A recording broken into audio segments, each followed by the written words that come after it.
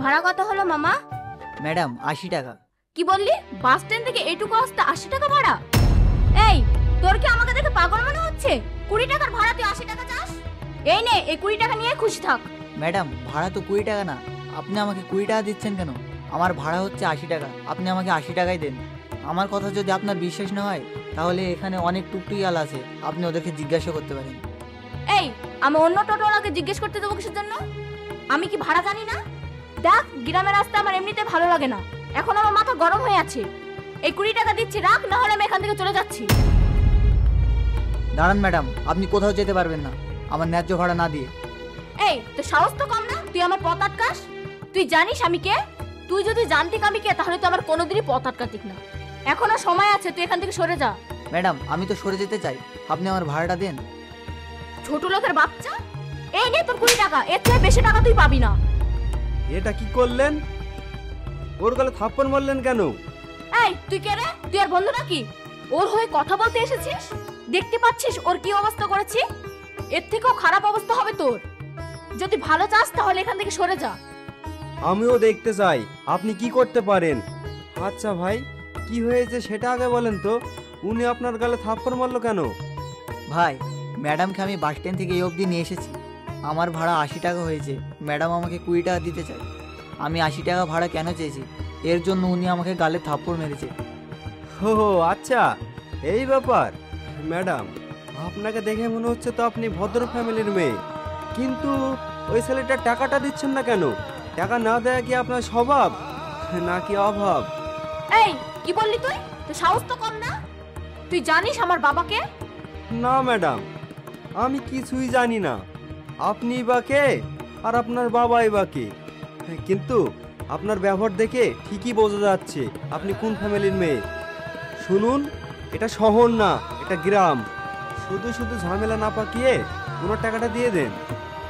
তুই তখন থেকে আমার মুখোমুখি তর্ক করছিস, আজকে আমি তোকে। ম্যাডাম, সবার সাথে গায়ের জোর দেখাতে আসবেন না। হাতটা তো খুব নরম বানিয়েছেন, এই নরম হাত দিয়ে কাউকে থাপ্পড় না মেরে আদর করুন। আর যদি তা না পারেন, হাতটাকে সামলিয়ে রাখবেন।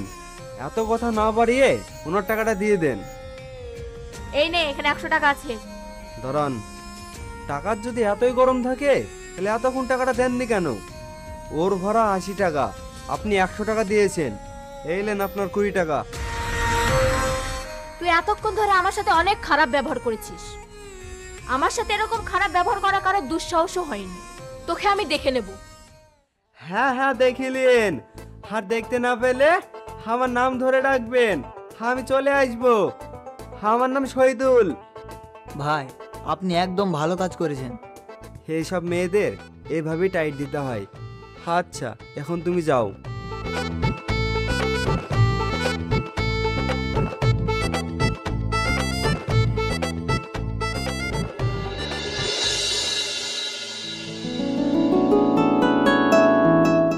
কিরে মা, এসেই মন খারাপ করে বসে পড়লি? আসতে কোনো অসুবিধা হয়নি তো? আমি ঠিক এই কারণেই গ্রামে আসতে চাইনি। পড়াশোনা শেষ হয়েছে তাতে কি হয়েছে, মামার বাড়ি থেকে যেতাম। কিন্তু না, তোমার কথা শুনে গ্রামে আসলাম, আর আসতে না আসতে অপমানিত হলাম। অপমানিত মানে? কি হয়েছে বলতো? থাক, এ কথা শুনে তোমার আর কোনো লাভ নেই। তুমি তো বাড়িতেই ছিলে, পারলে একটা গাড়ি পাঠিয়ে দিতে পারতে। তুমি যদি আমাকে আনতে যেতে তাহলে আজকে আমাকে এই দিনটা দেখতে হতো না। আহা, কি হয়েছে সেটা আগে বলবি তো। আহা, না বলে জানবো কিভাবে?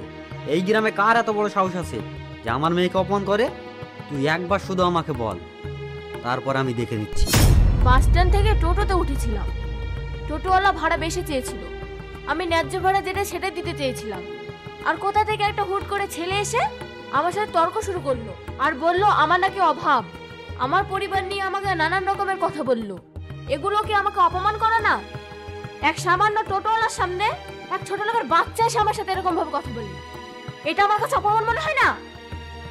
বাবা, তুমি যদি এর বিচার না করো তাহলে আমি আর এই গ্রামে থাকবো না। আচ্ছা বাবা, তুই কোনো চিন্তা করিস না, আমি এই ব্যাপারটা দেখছি। আর তোকে যে অপমান করেছে তাকে আমি তোর পায়ের সামনে এনে ফেলবই। এখন তুই ঘরে যা, অনেক দূর থেকে এসেছিস, এখন তুই অনেক ক্লান্ত হয়ে গেছিস, যা গিয়ে ঘরে বিশ্রাম নে। আচ্ছা ঠিক আছে, আমি ঘরে যাচ্ছি, কিন্তু ওই ছেলের কথা জানা তোমার মাথায় থাকে। আচ্ছা ঠিক আছে, অবশ্যই থাকবে। ও কেন, ও 14 গোষ্ঠীর খবর নিয়ে ছাড়বো।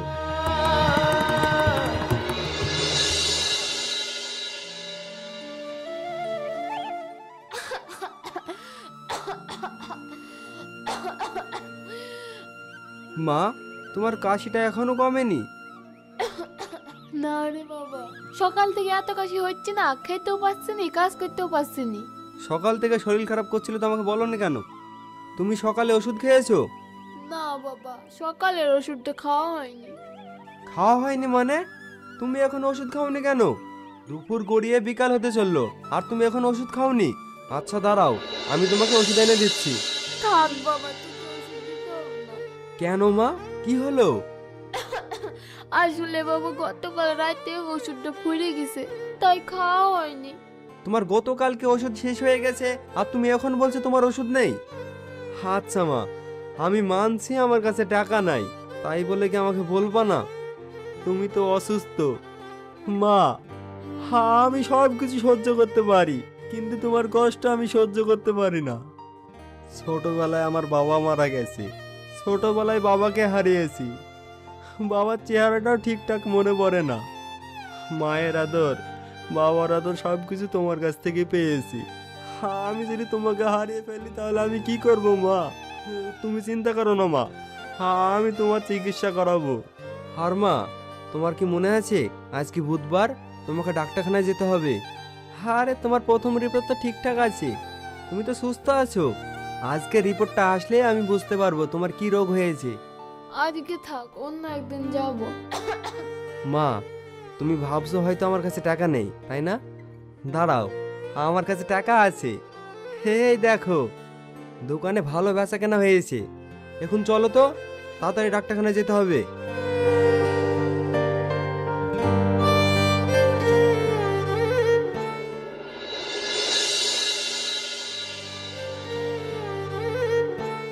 ডক্টর সাহেব, কি ব্যাপার, আপনি আমাকে চেম্বারে আসতে বললেন? আর মায়ের রিপোর্টের কি অবস্থা? দেখুন, সব কথা তো পেশেন্টের সামনে বলা যায় না, তাই আপনাকে ডাকলাম। সব কথা পেশেন্টের সামনে বলা যাবে না মানে?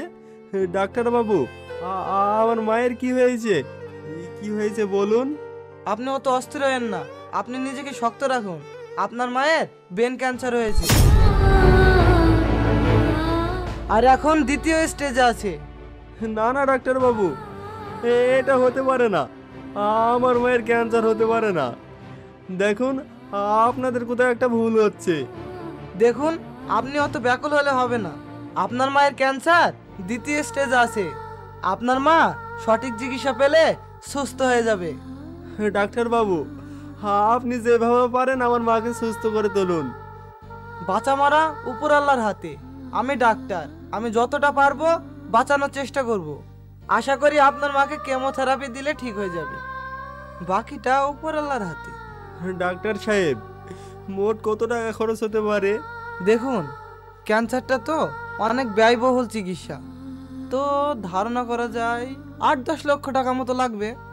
আপনি যত তাড়াতাড়ি সম্ভব টাকাটার ব্যবস্থা করুন। আচ্ছা ঠিক আছে, আমি টাকার ব্যবস্থা করছি।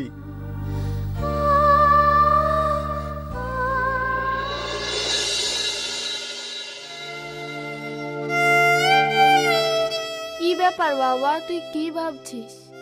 হাসপাতাল থেকে বার হওয়ার পর থেকে তুই চুপ করে আসিস। আমার কি বড় অসুখ হয়েছে? হয় একটু ছোট্ট অপারেশন করলে ঠিক হয়ে যাবে। হয় ডাক্তার একটু বললো তাড়াতাড়ি অপারেশনটা করে নিতে। অপারেশন করতে তো মেলা টাকা লাগবে, তুই এত টাকা কোথায় পাবি বাবা? মা, তুমি ভুল জানো, বড় অপারেশন করতে অনেক টাকা লাগে, ছোটখাটো অপারেশন করতে বেশি টাকা লাগে না, ওই অল্প টাকায় হয়ে যাবে। আর তুমি এই নিয়ে কোনো চিন্তা করো না তো, চলো বাড়ি চলো।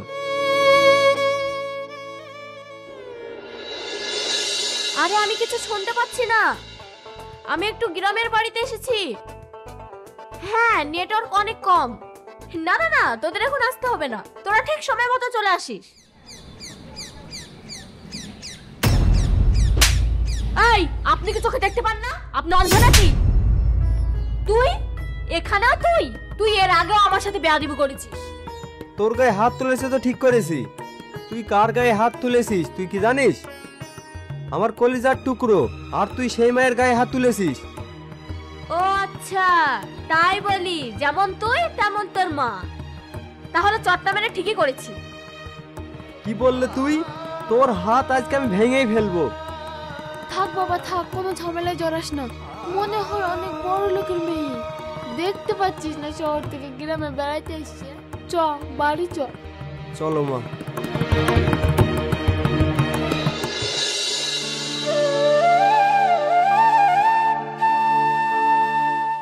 আমাকে এইভাবে বসে থাকলে চলবে না। আমাকে কিছু না কিছু করতেই হবে। যেভাবেই হোক আমাকে টাকা জোগাড় করতে হবে। আমাদের ওই মোড়ল সাহেব জমি বন্দুক রেখে তো টাকা দেয়। হ্যাঁ, আমি এক কাজ করি, হ্যাঁ আমাদের এই বাড়ির দলিলটা নিয়ে ওনার কাছে যাই। উনি নিশ্চয় আমাকে সাহায্য করবে।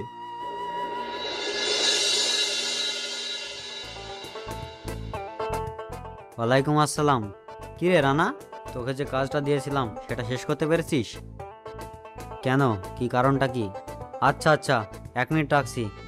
চাচা আসসালামু আলাইকুম। পরে কথা হচ্ছে। ওয়ালাইকুম আসসালাম। এই অবেলায় আমার বাড়িতে? হ্যাঁ চাচা, এসেছি আমি একটা বিপদে পড়ে। আপনার কাছে সাহায্য নিতে এসেছি। হ্যাঁ, আপনি কোনোভাবে না করবেন না। তুমি তো আমাকে ভালোভাবেই চেনো। আমি কীরকম মানুষ। আমার সাথে যে ভালো ব্যবহার করে আমি তার কাছে খুব ভালো, আর যে আমার সাথে খারাপ ব্যবহার করে তার সাথে আমি দ্বিগুণ খারাপ ব্যবহার করি। দেখো শহীদুল, তুমি আমার পরিবারের সাথে কোনো খারাপ ব্যবহার করনি, আমার সাথেও খারাপ ব্যবহার করনি। সেহেতু তুমি একটা নিহাত ভদ্র ভালো ছেলে, তোমাকে আমি সাহায্য করব। কিন্তু তোমাকে এত চিন্তিত লাগছে কেন? তোমার কি হয়েছে বলো তো, সব খুলে বলো। না মানে, আমার মা খুব অসুস্থ তো, তাই আমি মাকে হসপিটালে নিয়ে গেছিলাম। ডাক্তার বলল আমার মার নাকি ক্যান্সার হয়েছে, তাও আবার 2য় স্টেজে। আর এখন সময় মতন চিকিৎসা না করালে হয়তো আমার মাকে বাঁচানো যাবে না। হ্যাঁ, আমি তোমার কথা বুঝতে পারলাম, কিন্তু তুমি আমার কাছে কি করতে এসেছো সেটা বলো। চাচা, আমার মায়ের অপারেশন করতে 10 লাখ টাকা মতন প্রয়োজন। আমার কাছে 10,000 টাকা মতনও নাই। আমি আমার বাড়ির দলিল নিয়ে এসেছি। এই দলিলটা রেখে আমাকে 10 লাখ টাকা মতন দেন। আমি কথা দিচ্ছি সময় মতন আপনার টাকা ফেরত দিয়ে দেবো। আর আমি যদি টাকা না দিতে পারি, আমার জমি জায়গা যা আছে আপনি সব নিয়ে নিয়েন। চাচা, আমি যেভাবে পারি আপনার টাকা দিয়ে দেবো। কিন্তু দোহাই চাচা, আপনি না করবেন না। আচ্ছা ঠিক আছে, যা, এত করে যেহেতু বলছিস দেবো, যা।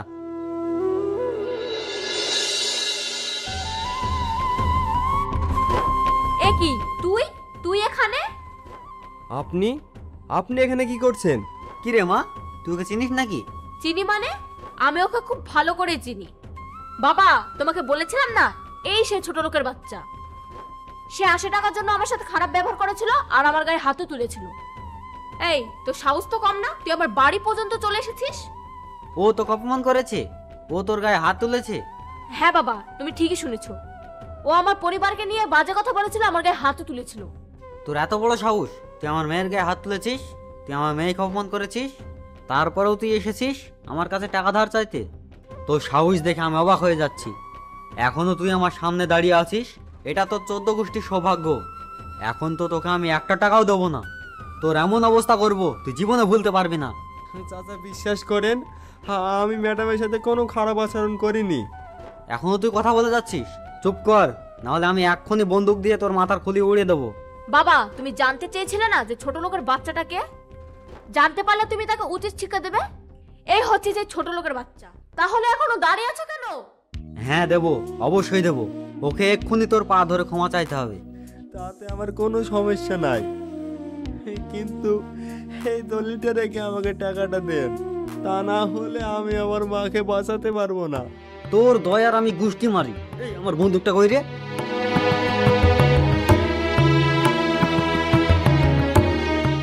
বাবা বাবা, দাঁড়াও বলছি, দাঁড়াও।